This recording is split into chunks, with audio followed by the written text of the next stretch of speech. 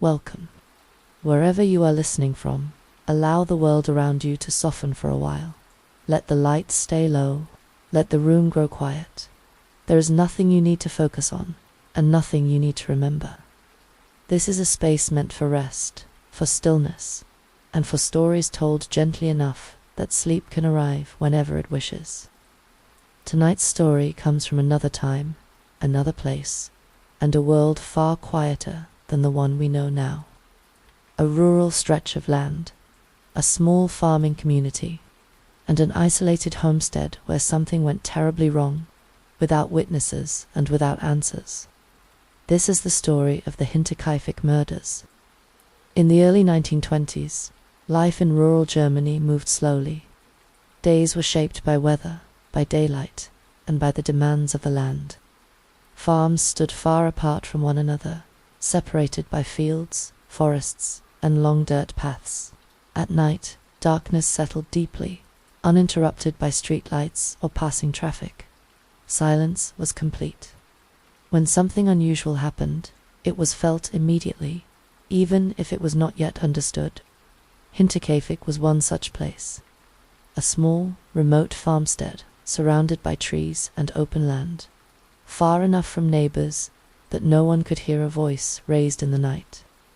It was a place where routines mattered, where each day followed the last unpredictable rhythm. Animals were fed, fires were tended, doors were locked against the cold. And yet, long before the crime that would make this farm infamous, there was unease. Small things that did not fit, moments that felt wrong in hindsight, details that would later seem impossible to ignore. At the time, these moments were dismissed, explained away, forgotten, because in places like Hinterkaifeck, nothing ever happened, and people trusted the quiet. What makes this story so unsettling is not only what occurred, but what may have occurred afterward, because evidence suggests that whoever committed the crime did not leave immediately, that the farm did not fall silent when the lives within it ended, that routines may have continued, briefly, as though the place itself had not yet realized what had happened. This is not a story told quickly. It is not a story meant to alarm. It is a story that unfolds slowly, detail by detail, as the night deepens and the world outside fades away. As you listen, you do not need to follow every moment. You do not need to picture every scene clearly. Let the details come and go. Let the rhythm of the narration carry you. If sleep arrives before the story ends, let it arrive without resistance. The farm at Hinterkaifeck still stands in memory as a quiet place, a place where the ordinary continued right up until it did not, a place where silence became something else entirely. And as the night holds this story now, you are free to rest while it unfolds. Hinterkaifeck was not a village, and it was not a town. It was a single, isolated farmstead set deep in the Bavarian countryside of southern Germany. In the early 1920s, this land was quiet and sparsely populated. Farms were spread far apart, separated by fields, woods, and narrow dirt paths that turned to mud in the rain and hardened under frost in winter. The farm sat on a small clearing surrounded by forest. From the main road, it was barely visible. Trees blocked much of the view, and the buildings blended into the landscape as though they had grown there naturally over time. At night, there were no lights beyond the faint glow of oil lamps inside the house. No passing cars, no electric hum. When darkness fell, it fell completely. The farm itself consisted of several connected structures. A living house stood at the center, attached to a barn and storage areas where animals were kept. The layout meant that much of daily life happened indoors during colder months, with rooms flowing directly into workspaces. Animals were housed close by. Hay and tools were stored within reach. It was practical, efficient, and common for farms of that era. During the day, the land around Hinterkaifeck appeared ordinary.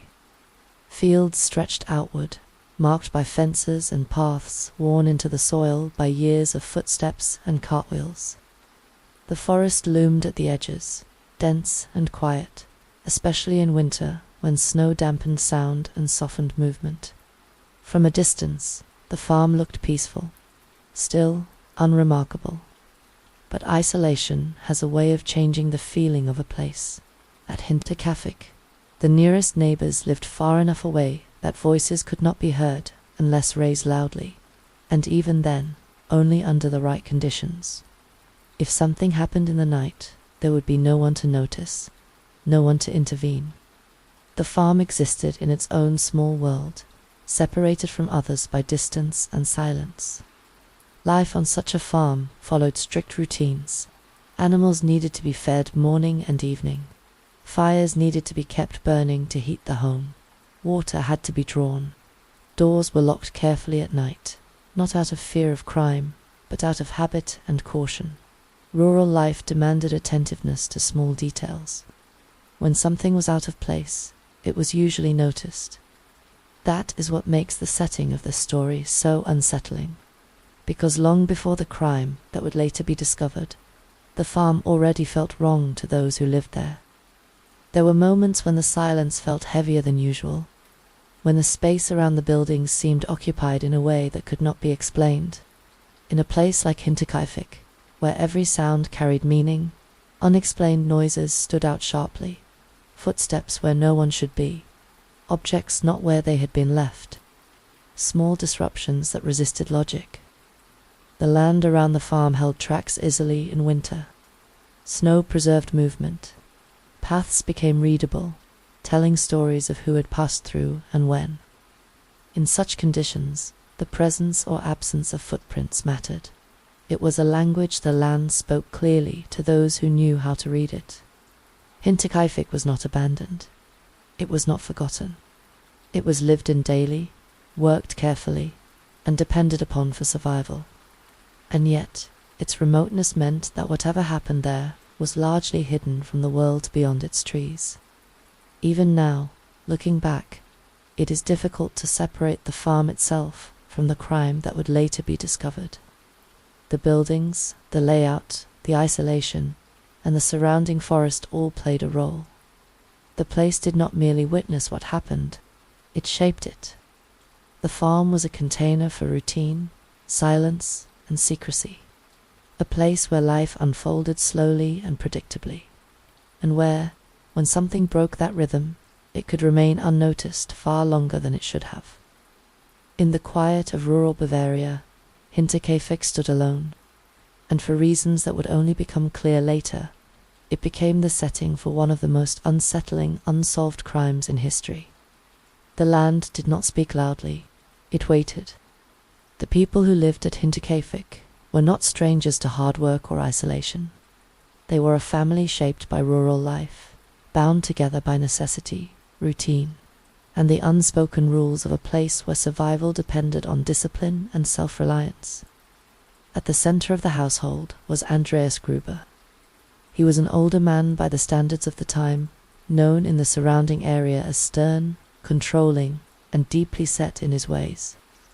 He had spent his life working the land, and he ran the farm with strict authority. Neighbors described him as difficult, sometimes hostile, and unwilling to accept help or advice from others. He valued privacy above all else, and did not welcome outsiders easily. Living with him was his wife, Chesalia Gruber. She was quieter, less visible in the community, and largely defined by her role within the household. Little is recorded about her personal thoughts or feelings. Like many women of that era, especially in isolated farming environments, her life revolved around domestic labor and endurance. Her presence was steady but subdued, overshadowed by her husband's dominance. Their adult daughter, Victoria Gabriel, also lived at the farm. She had returned there after the death of her husband during the First World War. Victoria was a widow, raising 2 young children in the same house where she had grown up. To the outside world, she appeared reserved and private, rarely engaging with neighbors beyond what was necessary. But beneath the surface, her life was complicated in ways that would later cast a long shadow over the case. Victoria had a daughter, also named Chesalia, who was 7 years old at the time. She attended school in a nearby village and was known as a quiet child. Teachers described her as withdrawn, but polite.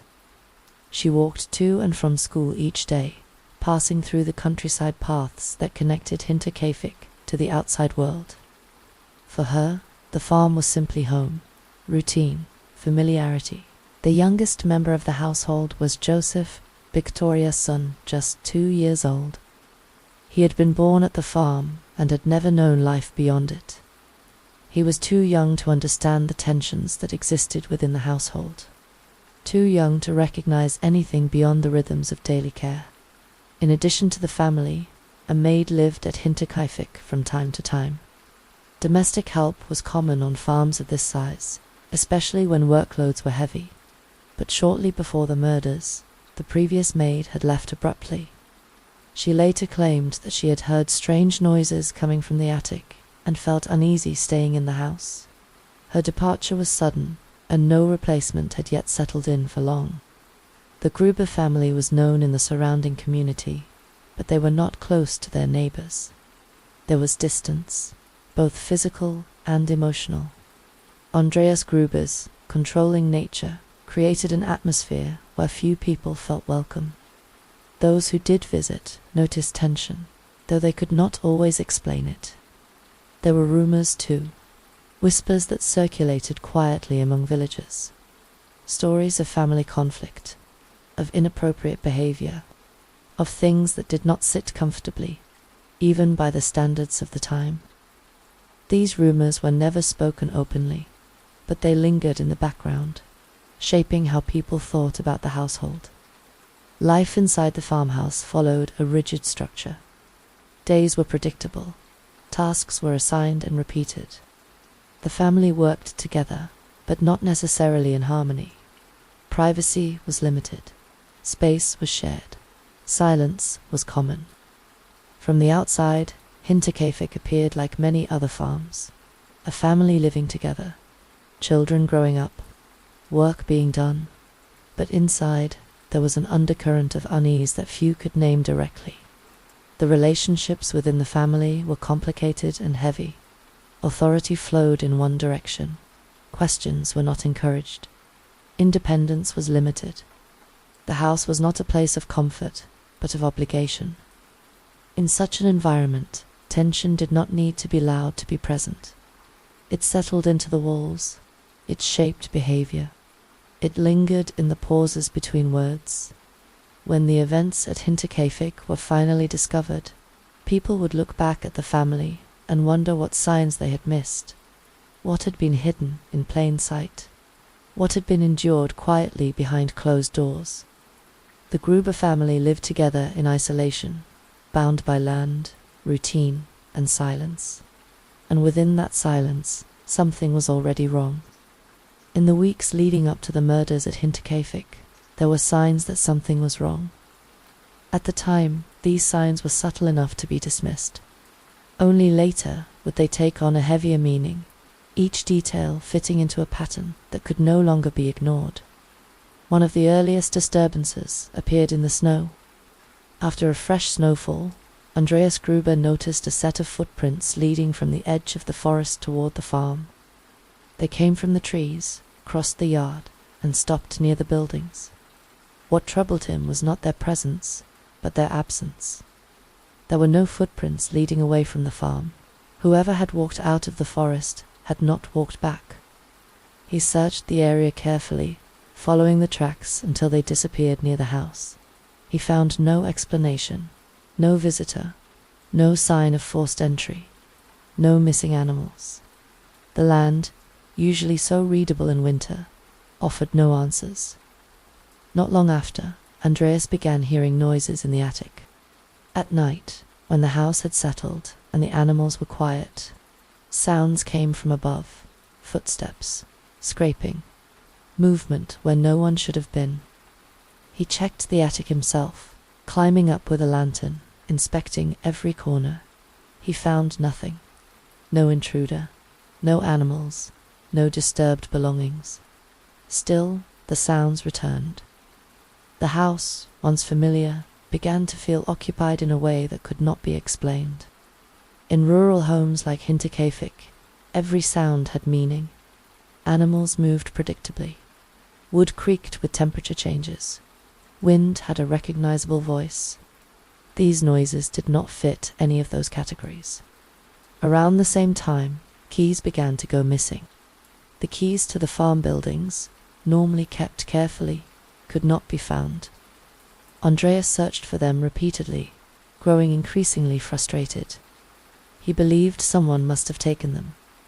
The idea that an outsider had access to the property unsettled him, yet he did not seek help.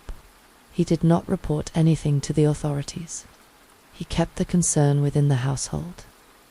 A few days later, a newspaper appeared in the house.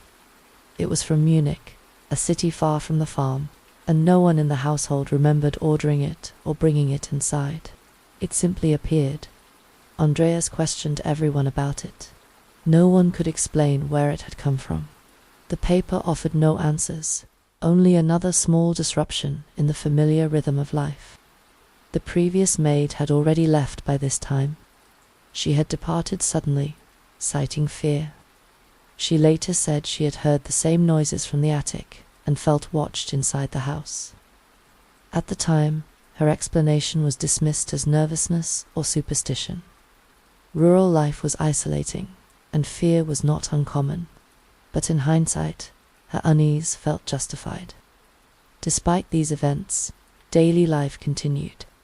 Animals were fed, fields were tended, meals were prepared. The family went about their routines as they always had. In places like Hinterkaifeck, stopping work because of unease was not an option. Survival required consistency, even when something felt wrong. Yet the sense of intrusion did not fade. The idea that someone might be watching from the forest or moving through the house unseen lingered quietly. It was not spoken of openly, but it shaped behavior. Doors were checked more often. Silence was heavier at night. The darkness outside the windows felt closer. What is most unsettling about these events is not just that they occurred, but that they were tolerated. Andreas did not call for help. He did not ask neighbors to stay. He did not leave the farm. Whether this was due to pride, denial, or a belief that he could handle the situation himself is unknown. In hindsight, these moments feel like warnings. Footsteps without return, noises without explanation, objects out of place, people leaving out of fear. At the time, they were fragments, isolated incidents, easy to rationalize. Only after the murders were discovered did they become part of a larger picture, suggesting that whatever happened at Hinterkaifeck did not begin on the night of the crime. Something had already entered the space around the farm. Something had already made itself comfortable, and the family lived on, unaware of how close the danger truly was. The land remained quiet, the house stood unchanged, and the tension that settled into the walls waited patiently for what came next. In the days before the murders, life at Hinterkaifeck appeared ordinary to those on the outside. The farm continued to function as it always had, shaped by routine and repetition. Animals were fed. Fires were kept burning. The household moved through each day without visible disruption, even as unease lingered beneath the surface. On the Friday before the crime, a new maid arrived at the farm. Her name was Maria Baumgartner. She had traveled from a nearby village to begin work at Hinterkaifeck, replacing the previous maid who had left so suddenly. Maria arrived with her belongings, accompanied part of the way by her sister. She stepped into the farmhouse without knowing its history, without hearing the stories that had quietly circulated about strange noises and unease. That same day, Victoria Gabriel's daughter, Chesalia, attended school as usual. Her teacher later recalled nothing unusual about her behavior. She completed her lessons, spoke when spoken to, and left at the end of the day to walk home along the familiar path. For her, the world had not changed. The farm still waited for her at the end of the road. Neighbors later reflected on the days leading up to the discovery and realized how little they had noticed. Andreas Gruber was seen going about his work. There were no raised voices, no visible conflict, no signs of distress that stood out against the backdrop of rural life. Isolation made this kind of invisibility possible. When people live far apart, the absence of noise becomes normal. Sometime during those final days, a salesman passed through the area. He stopped at the farm briefly, knocking on the door, but received no answer. At the time, this meant nothing. Farms were busy places, and it was not unusual for people to be away from the house during daylight hours. Only later would this unanswered visit take on significance. On the evening before the murders were believed to have occurred, smoke was seen rising from the chimney at Hinterkaifeck. This detail would later trouble investigators. Smoke suggested that the fire had been tended, that someone was inside the house, maintaining warmth and routine. Life had not stopped abruptly. It had continued, at least for a time. That night passed without incident, at least none that anyone could hear or see. The farm remained dark and quiet, just as it had on countless nights before. Whatever was unfolding did so without drawing attention. No cries were heard. No animals reacted loudly enough to alert neighbors. The isolation that defined Hinterkaifeck also concealed what happened within its walls. The following day, Saturday, passed without the usual signs of activity. No one was seen leaving the farm. No one came to visit. The children did not appear. The animals remained strangely calm, cared for but unseen. Still, no alarm was raised. In a rural community, a day or two of silence did not immediately signal danger. By Sunday, concern began to surface quietly. Victoria and her children failed to attend church, something that did not go unnoticed. Absences were remembered. Whispers began. A neighbor mentioned it to another. Someone suggested checking on the family. Even then, the thought that something terrible had happened did not take hold immediately. People assumed illness, delay, or private matters. No one imagined the truth waiting inside the barn and the house.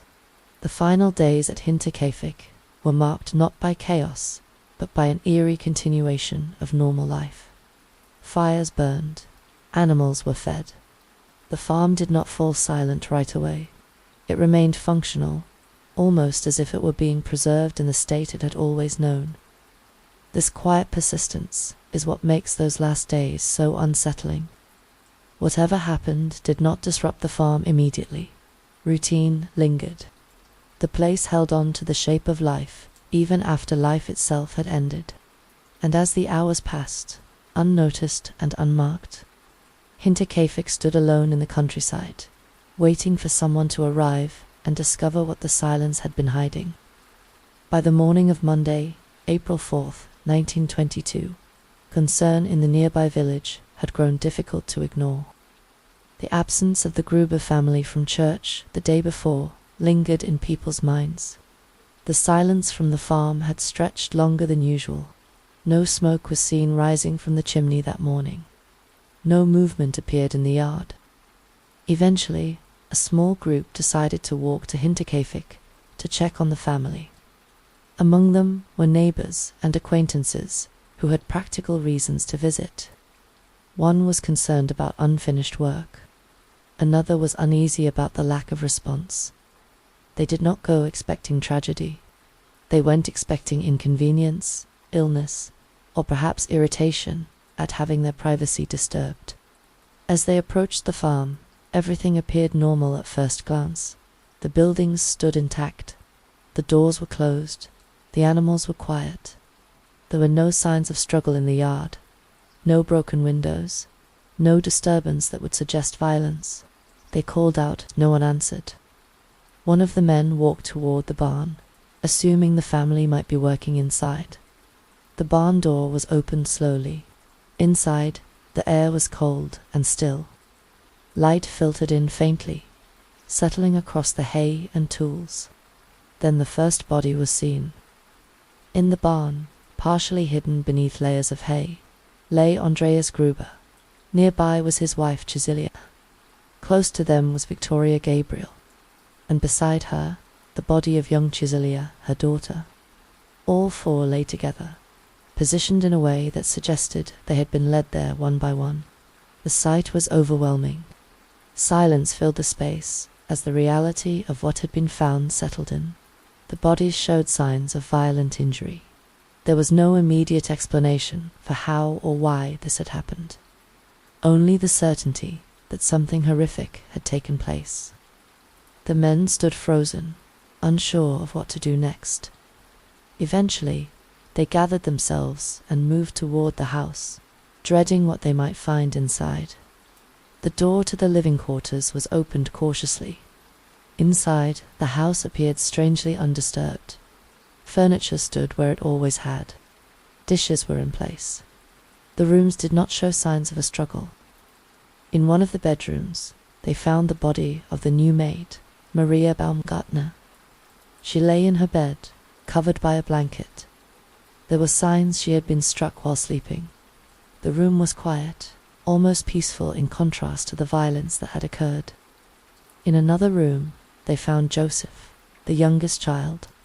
He lay in his crib, wrapped in blankets. Like the others, he had been killed. The stillness of the room was deeply unsettling. There was no sign he had ever cried out. The realization came slowly and then all at once. Everyone who lived at Hinterkaifeck was dead. What disturbed the discoverers almost as much as the bodies themselves was the condition of the farm. The animals had been fed, the cattle were calm, the fires had been tended after the estimated time of death. It was clear that whoever had committed the murders had remained on the property afterward. Authorities were notified, and soon the farm filled with investigators, villagers, and officials. People moved through the barn and the house, trying to make sense of what they were seeing. The scene was chaotic, not from violence, but from confusion. Evidence was unknowingly disturbed. Footprints overlapped. Objects were touched. The crime scene was compromised before it could be properly secured. As word spread, the surrounding community fell into shock. A family had been slaughtered without anyone hearing or seeing anything. Days had passed, and the killer had vanished without leaving behind an obvious trail. The discovery at Hinterkaifeck marked the beginning of one of the most unsettling investigations in German history. The quiet farm, once ordinary and unremarkable, became something else entirely. A place frozen in time by violence, secrecy, and unanswered questions. The silence that had surrounded the farm for days now carried a different weight. It was no longer the silence of isolation. It was the silence of something broken beyond repair. And even as investigators began their work, one question hung heavily in the air. How could something like this happen, and no one notice at all? Once authorities arrived at Hinterkaifeck, the farm was no longer just a place of discovery. It became a scene to be examined, interpreted, and understood. But from the very beginning, the task was complicated. The crime scene had already been disturbed by those who found the bodies, and by villagers who arrived out of curiosity or concern. In the early 1920s, crime scene preservation was not what it is today. People moved freely through the buildings. Objects were touched. Paths were walked over again and again. Despite this, certain details stood out immediately. In the barn, the 4 bodies lay close together, partially covered with hay. The positioning suggested that each person had been led into the space individually. There were no signs of a chaotic struggle involving all of them at once. Instead, it appeared methodical, controlled. One by one, each family member had been brought into the barn and killed. The injuries were severe. All 4 had suffered fatal blows to the head. The weapon was identified as a mattock, a farming tool with a heavy metal head and a sharp edge. It was a tool that belonged on the farm, something familiar and easily accessible. The use of such a weapon suggested intimacy with the setting. This was not something carried in from outside. It was something already there. What unsettled investigators most was the lack of urgency in the crime. The wounds indicated repeated strikes, delivered with force, but without haste. There was no sign that the killer had been interrupted, no evidence that they had fled suddenly. The act felt deliberate, as though time had not mattered. Inside the house, the scene was quieter, but no less disturbing.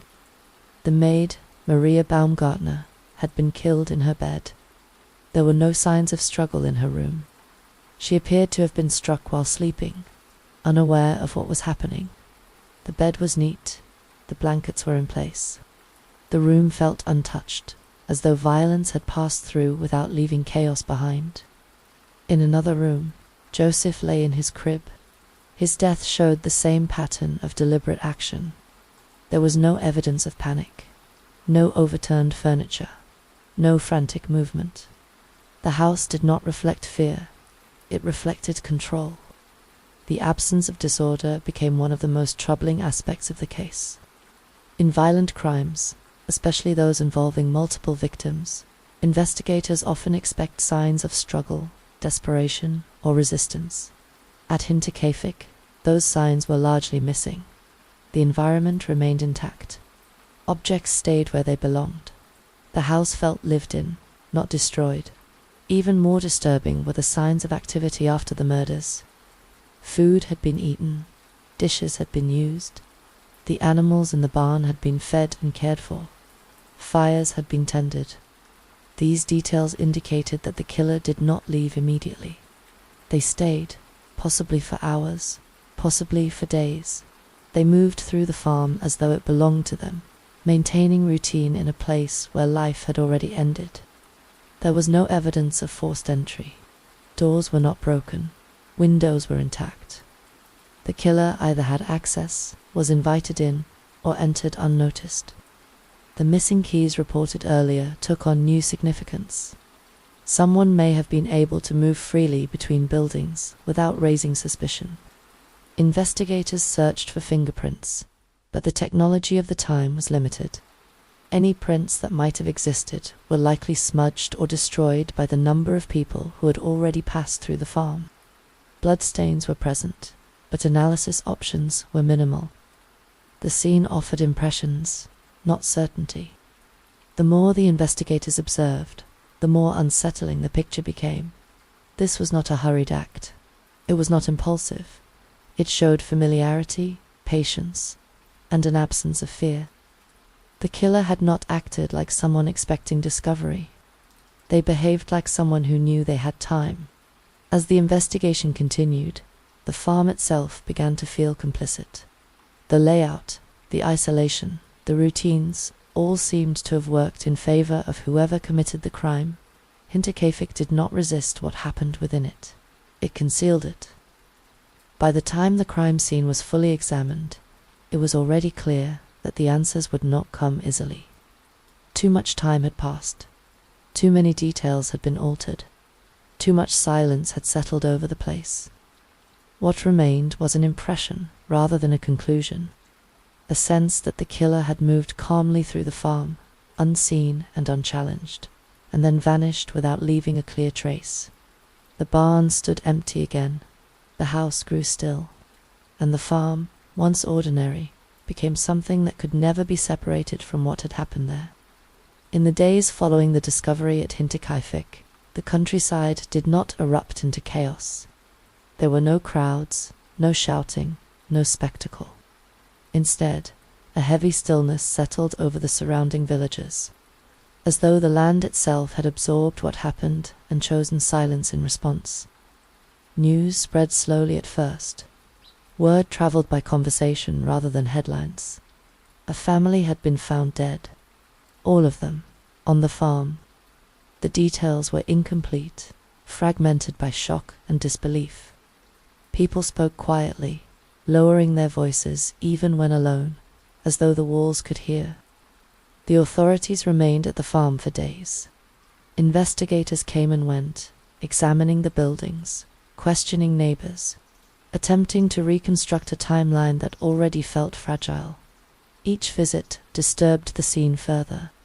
People stepped where they should not have. Objects were handled without record. In that era, The idea of sealing a crime scene was not yet fully understood. The need to see and touch often outweighed caution. Villagers arrived out of curiosity, fear, or a sense of duty. Some believed they might recognize something familiar. Some felt compelled to witness the place for themselves, and others simply could not stay away. The farm became crowded, not with answers, but with movement. Each step erased something that might have mattered. The bodies were eventually removed and prepared for burial. Funerals were held in quiet succession. Bells rang. Prayers were spoken. The community gathered, not to understand, but to acknowledge that something irreversible had occurred. There was no sense of closure, only ritual, a way to mark the passing of lives without understanding why they had ended. Afterward, the farm stood empty. Hinterkaifeck was sealed for a time, but its presence remained unavoidable. People passed it carefully, often choosing longer routes to avoid walking too close. Children were warned not to wander near it. Adults glanced toward it and then looked away. The place felt changed, not because it looked different, but because it no longer felt neutral. Investigators struggled to form a clear narrative. There were no witnesses. No one had heard screams. No one had seen a stranger. The days between the murders and their discovery created a gap too wide to bridge. The killer had vanished into that space, leaving behind only impressions and unanswered questions. Attention turned to those who had known the family. Neighbors were questioned repeatedly. Old conversations were revisited. Small disagreements were re-examined for meaning. Everyone became a possibility, and no one became a certainty. Suspicion moved quietly through the community, never settling long enough to take shape. Rumors resurfaced. Stories that had once been whispered gained new weight. People spoke of tension in the household, of secrets that had been tolerated rather than confronted. But rumors did not become evidence. They hovered at the edges of the investigation, shaping opinion without guiding truth. The authorities attempted to piece together a sequence of events, but time had already blurred too many lines. When had the murders occurred? In what order? How long had the killer remained? Each answer led to another uncertainty. The farm offered no clear timeline, only the suggestion that life had continued briefly after death. As days turned into weeks, attention began to fade. The investigation slowed. Leads dissolved. The world beyond the villages moved on, even as Hinterkaifeck remained suspended in its final moment. The case did not close. It simply stopped progressing. What remained was a sense of unease that never fully lifted. People locked their doors more carefully. They listened more closely at night. Ordinary sounds took on unfamiliar weight. In quiet places, the idea that someone could move unseen and unchallenged no longer felt impossible. The days after the discovery did not bring answers. They brought distance. Distance between the living and the dead. Distance between certainty and doubt. And distance between what people wanted to believe and what they could never explain. Hinterkaifeck faded from daily conversation, but it did not fade from memory. It settled into the background of the region, a reminder that even the quietest places can hold something unresolved. And in that unresolved space, the farm remained, waiting, unchanged. Long after the last footsteps had passed through its doors, as the investigation into the murders at Hinterkaifeck continued, attention slowly shifted away from the farm itself, and toward the people who might have had reason to commit such an act. Without physical evidence to guide them, investigators relied on patterns, relationships, and human behavior. Theories emerged not from certainty, but from absence. Each one attempted to explain how a crime so deliberate and quiet could have occurred without interruption. One of the earliest suspicions fell on people within the surrounding community. Rural villages in the early 1920s were tightly woven. Everyone knew one another, at least by sight. Strangers stood out. Familiar faces blended into the landscape. If someone had moved in and out of Hinterkaifeck unnoticed, it was more likely they were someone already known. Neighbors were questioned repeatedly. Farmers, tradesmen, people who passed by regularly. Nothing concrete emerged. No one could account for suspicious movements. No one reported unusual behavior that could not be explained by routine. Familiarity, in this case, did not lead to clarity. Attention then turned inward, toward the family itself. Long before the murders, there had been rumors surrounding Andreas Gruber and his daughter Victoria. Whispers of an inappropriate relationship had circulated quietly for years. At one point, Andreas had even been convicted and served time for incest. Though the conviction lay years in the past, the tension it created never fully disappeared. The household was marked by control, secrecy, and strained dynamics. Some believed this history pointed toward an internal conflict that ended in violence. Perhaps someone from within the household snapped. Perhaps a confrontation escalated beyond control. But this theory struggled to account for the methodical nature of the crime and the evidence of someone remaining on the farm afterward. It also failed to explain how every member of the household was killed, including the children and the maid, without resistance. Another suspect was Victoria's husband's family. Victoria had been widowed after her husband died during the war, but rumors persisted that her in-laws blamed Andreas for events surrounding the marriage. There was resentment, there was history, there were motives that felt emotionally plausible, yet no evidence ever tied them to the farm during the critical time. No witnesses placed them nearby. No physical proof connected them to the scene. Then there was the question of Joseph's father. The paternity of Victoria's youngest child was uncertain. Some believed Andreas was the father. Others suspected another man, possibly a neighbor. This uncertainty introduced another layer of tension and potential motive. If someone believed Joseph was their child, or believed a great wrong had been committed, it might explain violence driven by obsession or rage. But once again, the theory remained unprovable. No one could be placed at the scene. No confession ever emerged.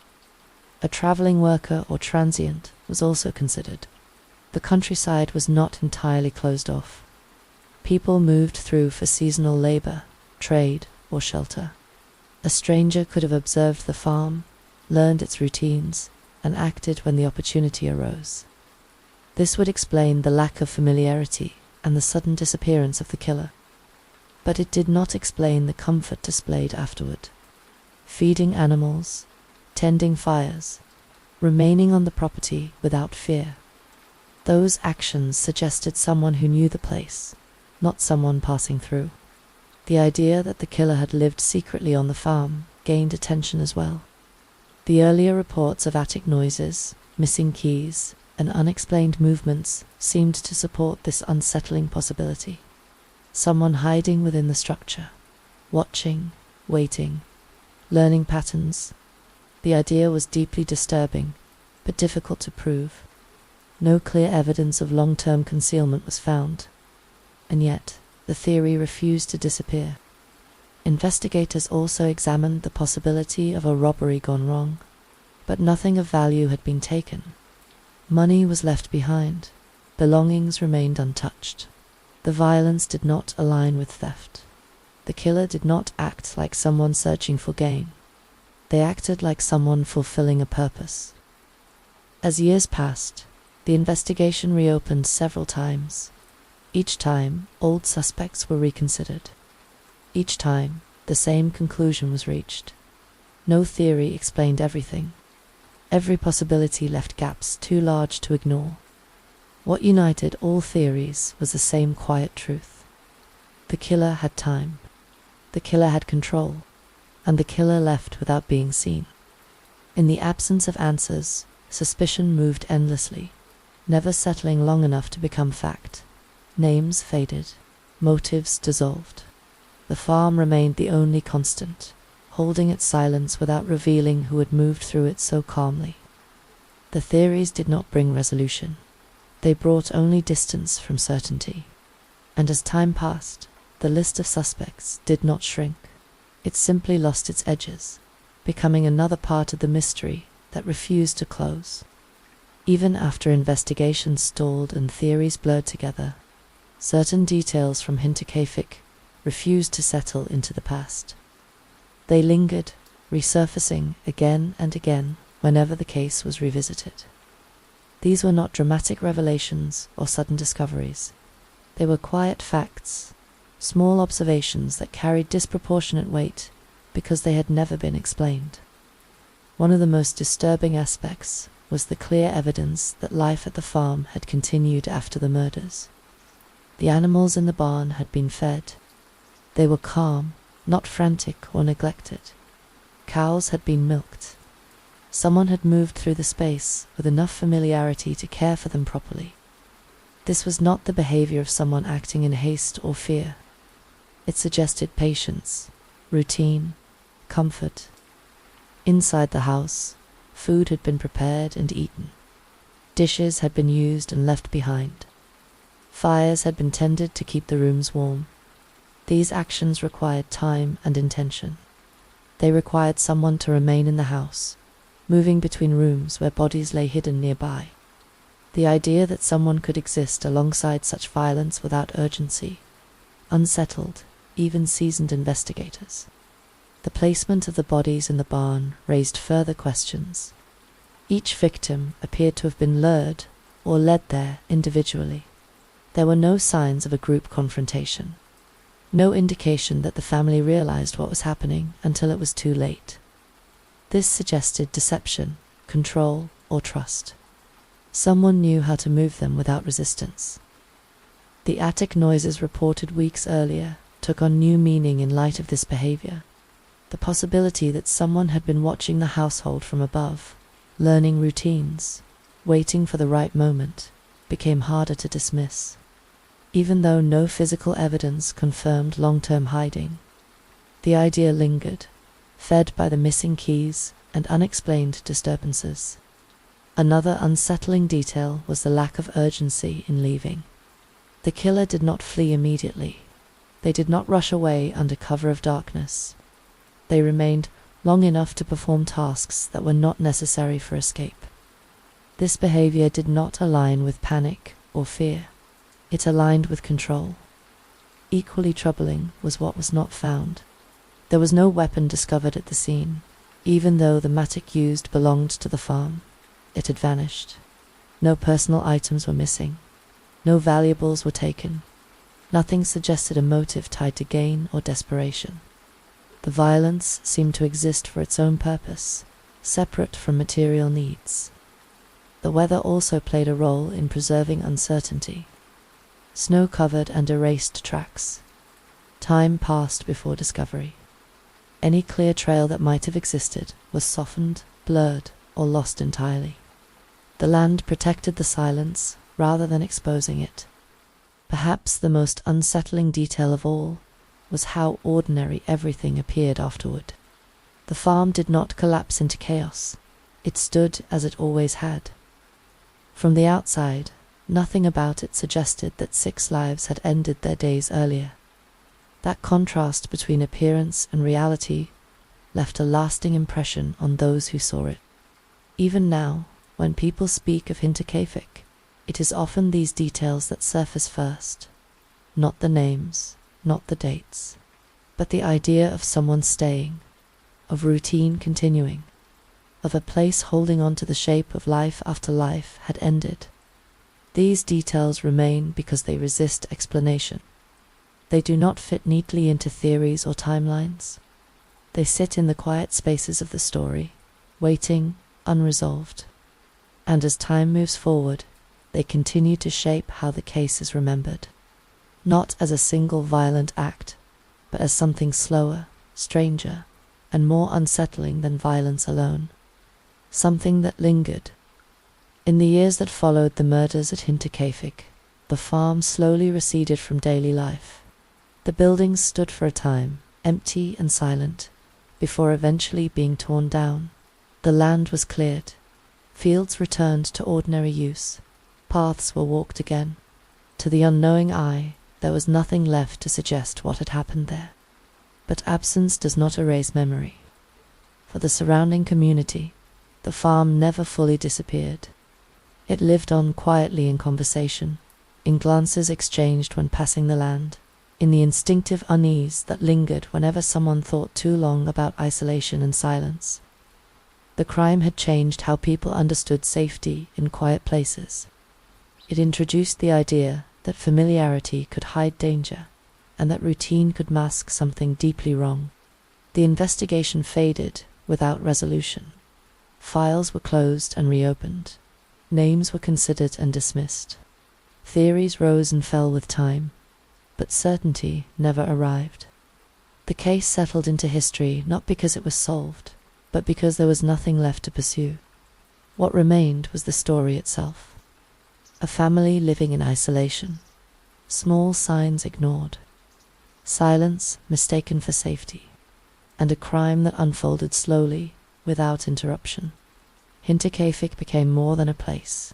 It became a reminder that some stories do not end cleanly, that not every mystery yields to effort or time, and that the past can leave marks even when physical traces are gone. For those who listen now, a century later, the distance softens the shock but deepens the unease. There is no urgency left in the story, only quiet, only the knowledge that something happened and was never fully understood. And perhaps that is why the case continues to be remembered, not because of spectacle, not because of resolution, but because of its stillness. A farm where life continued after death. A place where silence concealed more than it revealed. A moment in time that remained suspended, unanswered. As this story settles, there is no conclusion to reach, no final truth to uncover. The night holds it now, just as the land once did. You do not need to solve it. You do not need to carry it forward. You can let it rest. The fields are quiet again. The house is gone, and the story fades gently into the dark, where unanswered things often remain.